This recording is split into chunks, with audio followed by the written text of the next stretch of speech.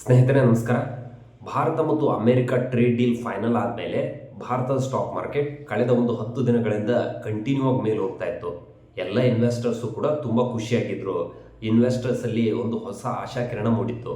ಆದರೆ ಲಾಸ್ಟು ಒಂದು 2-3 ದಿನಗಳಿಂದ ಭಾರತದ ಸ್ಟಾಕ್ ಮಾರ್ಕೆಟ್ ಮತ್ತೆ ಕರೆಕ್ಷನ್ಸ್ ಆಗ್ತಿದೆ.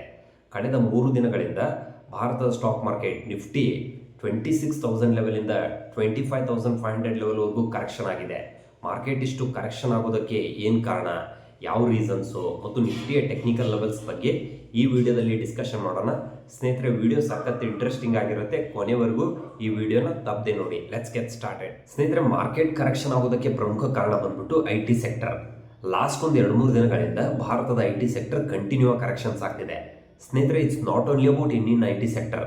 ನೀವು US ಅಲ್ಲಿರುವಂಥ IT ಸ್ಟಾಕ್ಸ್ಗಳನ್ನು ಅಬ್ಸರ್ವ್ ಮಾಡಿದಾಗ ಆ ಸ್ಟಾಕ್ಸ್ಗಳು ಕೂಡ ಲಾಸ್ಟ್ ಒಂದು 2-3 ದಿನಗಳಿಂದ ಕಂಟಿನ್ಯೂ ಕರೆಕ್ಷನ್ಸ್ ಆಗ್ತಿದೆ.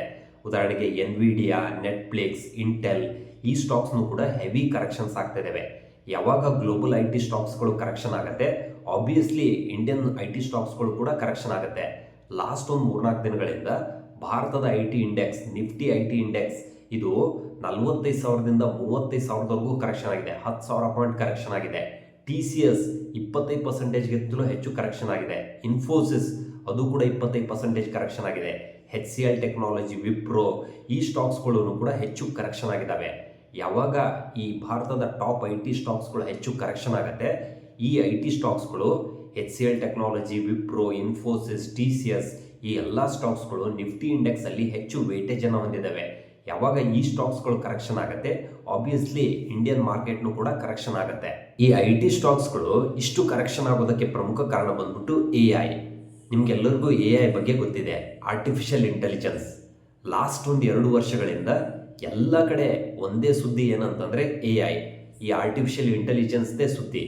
ಭವಿಷ್ಯದಲ್ಲಿ ಈ AI ಅನ್ನೋದು ಎಲ್ಲ ಕೆಲಸಗಳನ್ನು ತಿಂದು ಹಾಕ್ಬಿಡುತ್ತೆ, ಕೆಲಸಗಳನ್ನೆಲ್ಲ ಇದೇ ಮಾಡುತ್ತೆ. ಭವಿಷ್ಯದಲ್ಲಿ ರೋಬೋಟಿಕ್ಸ್ ಬರುತ್ತೆ, ಆಟೋಮೇಷನ್ಸ್ ಬರುತ್ತೆ, ನಮ್ಗೆ ಯಾರಿಗೂ ಕೆಲಸ ಇರಲ್ಲ ಅನ್ನೋದು ಎಲ್ಲ ಕಡೆ ಒಂದು ಸುದ್ದಿ ಹರಿದಾಡ್ತಾ ಇದೆ. ಈ AI ಏನಾದರೂ ಜಾಸ್ತಿ ಆಗಿದೆ ಆದರೆ ಮೊದಲನೇದಾಗಿ ಇಂಪ್ಯಾಕ್ಟ್ ಆಗೋದೇ ಈ IT ಕಂಪ್ನಿಗಳಲ್ಲಿ. ಯಾಕೆ ಅಂತಂದರೆ ಇಲ್ಲಿ ಡೇಟಾ ಎಂಟ್ರಿ ಜಾಬ್ಗಳನ್ನು, ರಿಪಿಟೇಟಿವ್ ಜಾಬ್ಗಳನ್ನು, ಎಲ್ಲ ಜಾಬ್ಗಳನ್ನು ಏನು ಮಾಡ್ತಾರೆ ಅಂತಂದರೆ ಆಟೋಮೇಷನ್ಸ್ ಮಾಡ್ತಾರೆ. ಕೆಲವೊಂದಿಷ್ಟು ವರ್ಕ್ಗಳನ್ನು ರೋಬೋಟಿಕ್ಸ್ಗೆ ಕೊಡ್ತಾರೆ. ಸೊ ಆ ಕಾರಣದಿಂದಾಗಿ IT ಸ್ಟಾಕ್ಸ್ಗಳಲ್ಲಿ ಒಂಥರ ಫಿಯರ್ ಕ್ರಿಯೇಟ್ ಆಗಿದೆ. ಮುಂಬರೋ ದಿನಗಳಲ್ಲಿ ನಮಗೆ ಪ್ರಾಜೆಕ್ಟ್ ಕಮ್ಮಿ ಆಗುತ್ತೆ, ರೆವಿನ್ಯೂ ಕಮ್ಮಿ ಆಗುತ್ತೆ ಅನ್ನೋ ಒಂದು ಭಯದಲ್ಲಿ ಎಲ್ಲ IT ಸ್ಟಾಕ್ಸ್ಗಳು ಹೆಚ್ಚು ಕರೆಕ್ಷನ್ಸ್ ಆಗ್ತಿದ್ದಾವೆ.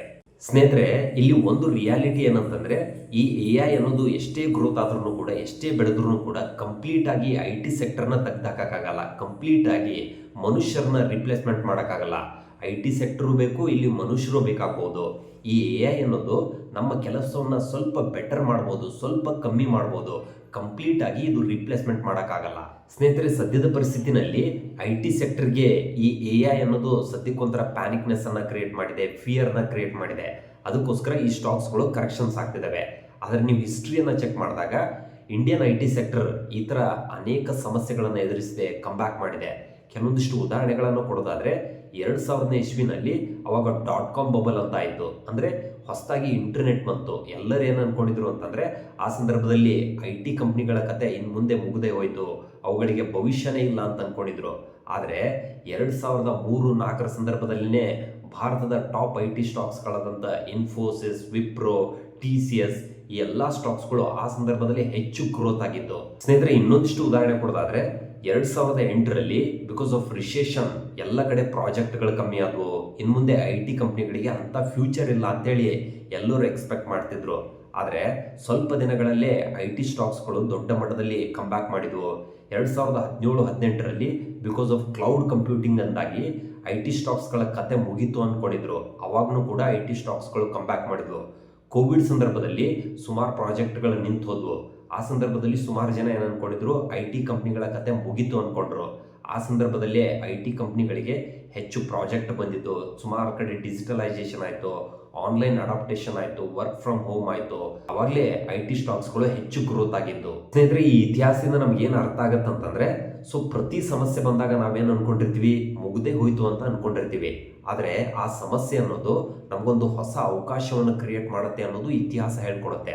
ಅದೇ ರೀತಿಯಾಗಿ ಸದ್ಯದ ಪರಿಸ್ಥಿತಿನಲ್ಲಿ IT ಸ್ಟಾಕ್ಸ್ಗಳು ಶಾರ್ಟ್ ಟರ್ಮಲ್ಲಿ ಪ್ರಾಬ್ಲಮನ್ನು ಫೇಸ್ ಮಾಡ್ತಿರ್ಬೋದು.